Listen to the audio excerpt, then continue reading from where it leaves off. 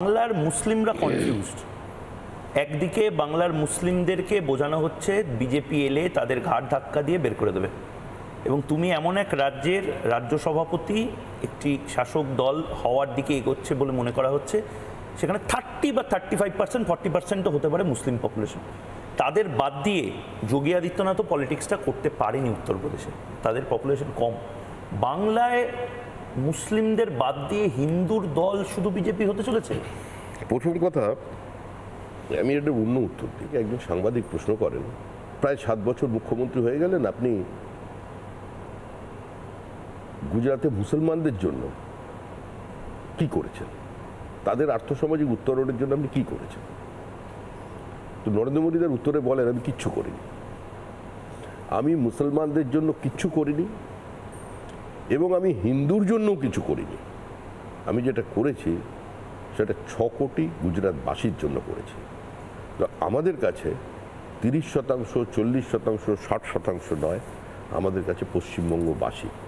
2021 সালে যে সংখ্যালঘু অল্প হলেও মানুষজন বিজেপি করেছিলেন, বিজেপির পতাকা নিয়েছিলেন, তারা কি ধরনের অত্যাচারের শিকার তারা হয়েছে, কতগুলো তাদের মানুষ খুন হয়েছে। 1, 2 হলো, যদি মুসলিমরা মনে করেন আমরা একটাও ভোট বিজেপিকে দেব না, আমরা তৃণমূলকেই জেতাবো, তারপরেও কিন্তু বিজেপি ক্ষমতায় আসবে। বরঞ্চ সেই মুসলমানরা এই মানসিকতা যারা তৈরি করছেন, তারা একবার ডেমোগ্রাফিটা দেখে নিন। আসামের বিজেপি ক্ষমতায় ছিল, বিজেপি ক্ষমতায় আছে, এই যে নির্বাচন হচ্ছে না, এতেও বিজেপি ক্ষমতায় আসবে, বিজেপিকে হারাতে পারবে না ওখানে।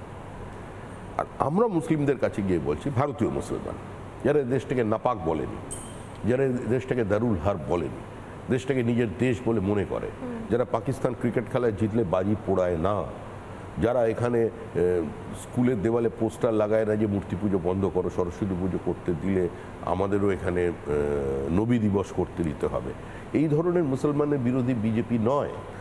আমরা চাইছি তারা সমাজের মূল স্রোতে ফিরে আসুক। আপনি একটা আমার কথার উত্তর দিতে হয়, আপনারা এই যে যারা এই রোজ আপনারা সন্ধ্যা হলেই টিভি চ্যানেলে দেখান ফিরহাদ হাকিম বিবৃতি দিচ্ছেন, যেখানে তিনি হঠাৎ দাওয়াতে ইসলাম তো বলছেন, ওগুলো ঠিক আছে, ওটা ওনার ধর্মীয় ব্যাপার, আমি তো আঘাত দিচ্ছি না। তো ওনার মেয়েরা কোন স্কুলে পড়েছে?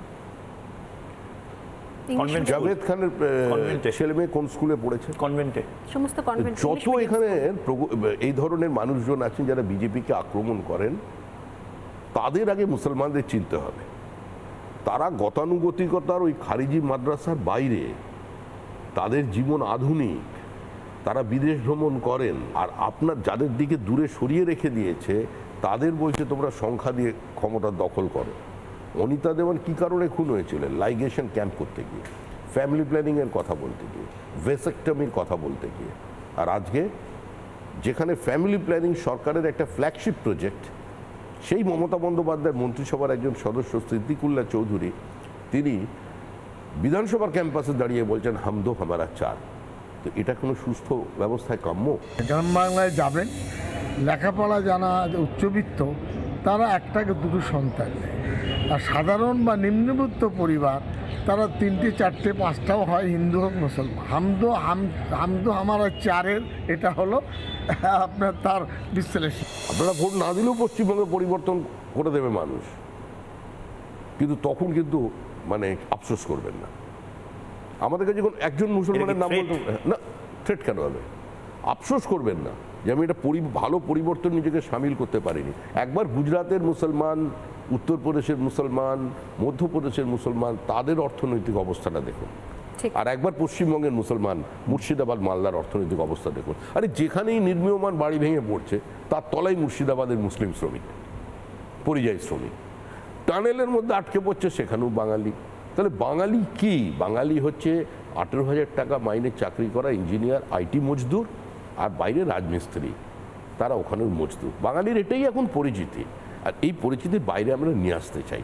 আপনার এখানে সুস্পষ্ট শিল্প জমি নীতির পরিবর্তন করতে হবে, কৃষককে শিল্পে অংশীদারিত্ব দিতে হবে, পশ্চিমবঙ্গের আইন শৃঙ্খলার ব্যবস্থা উন্নতি করে এটাকে ইনভেস্টমেন্ট ফ্রেন্ডলি স্টেট বানাতে হবে। ডেস্টিনেশন বেঙ্গল শুধু স্লোগান নয়, সেটাকে কাজে লাগাতে হবে।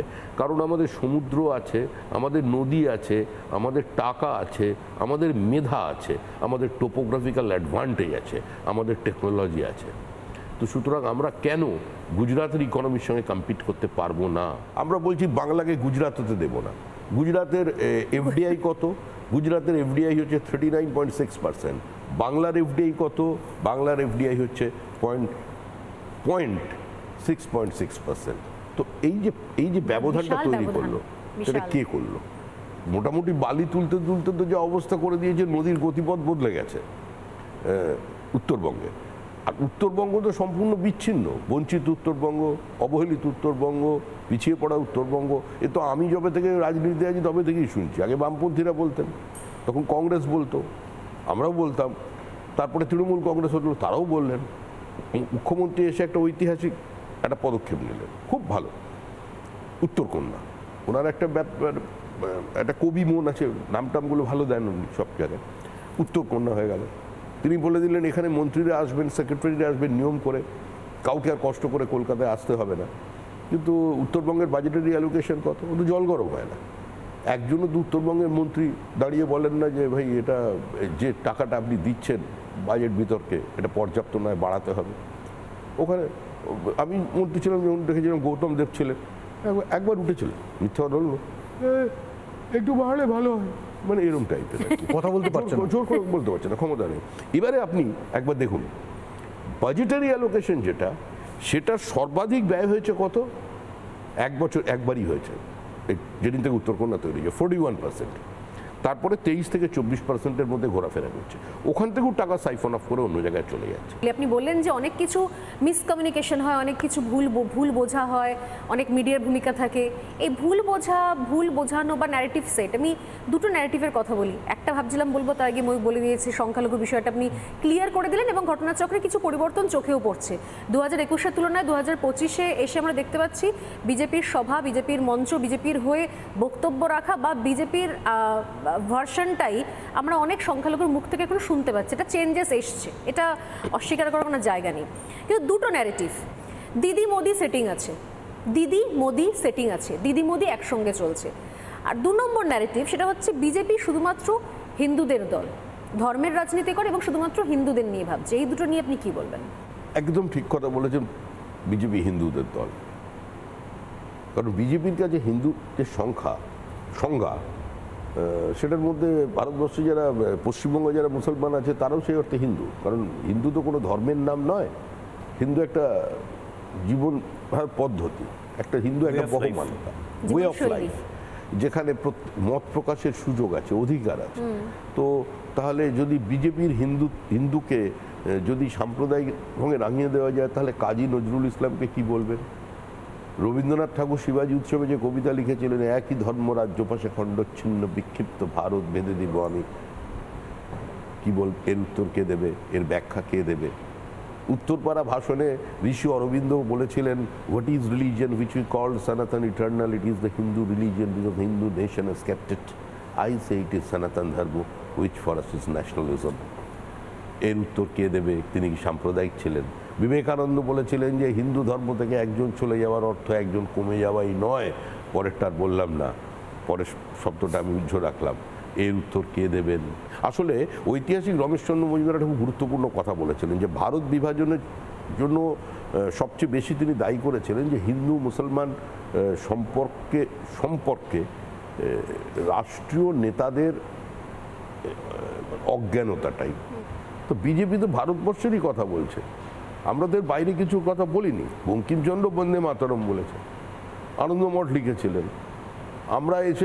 আমরা করেছিলাম কি, যখন দিল্লিতে আমাদের প্রথম সরকার হলো মদনলাল খুরানার সরকার, আমরা প্রত্যেক সরকারি স্কুলে বন্দে মাতরমটা গাওয়া হবে প্রথম শুরুতে, এটা আমরা বাধ্যতামূলক করে দিলাম। কংগ্রেস রাস্তায় নামলো, বলে এটা সাম্প্রদায়িক সিদ্ধান্ত।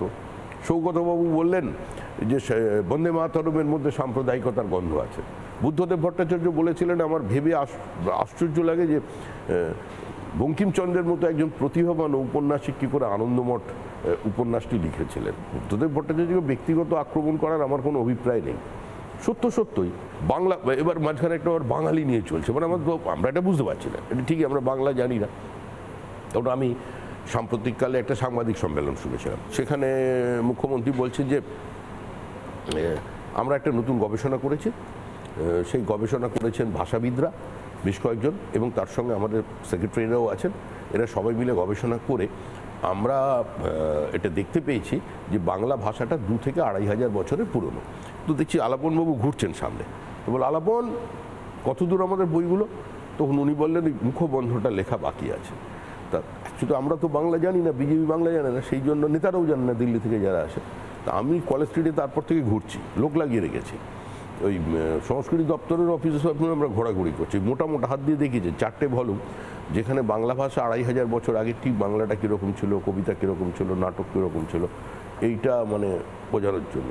আমি একজনকে জিজ্ঞাসা করেছিলাম, নাম বলবো না, যে আপনি কি এর মধ্যে আছেন? বলে কি বলছো শ্রমিক, তুমি কি আমাকে এই ভাবলে শেষ পর্যন্ত?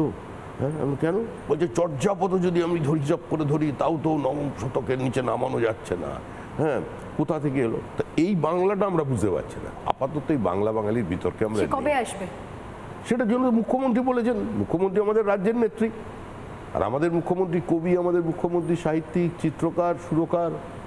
আমাদের মুখ্যমন্ত্রী বিকেলে ভোরের ফুল ফোটাতে পারেন, আমাদের মুখ্যমন্ত্রী নতুন শব্দ তৈরি করতে পারেন। হ্যাঁ, নতুন শব্দ, আমাদের প্রতিভা মুখ্যমন্ত্রী যখন বলেছে নিশ্চয়ই আসবেন। বিজেপি নেতা মানে সভাপতি যারা ছিলেন এর আগে 2-3 জন যারা ছিলেন এত কথা বলেনি, এত সাহিত্য, শিল্প, সংস্কৃতি, কবিতা নিয়ে এত কথা বলেনি। তারা অন্য কথা বলেন, পলিটিক্যাল কথা বলেছেন, কিন্তু এত কবিতা কোনো উদাহরণ আমি কি আপনাকে অরাজনৈতিক কথা বলছি? অরাজনৈতিক কথা বলছেন, কিন্তু যে কবিতা সাহিত্যের বাইরে কে বাদ দিয়ে কোনোদিন রাজনীতি হয় নাকি? সিরিয়াস হলো বাংলায় ভালো করে কথা বলতে পারতেন না তো, কিন্তু বাঙালি তাকে তো বাঙালি বলে মনে করে।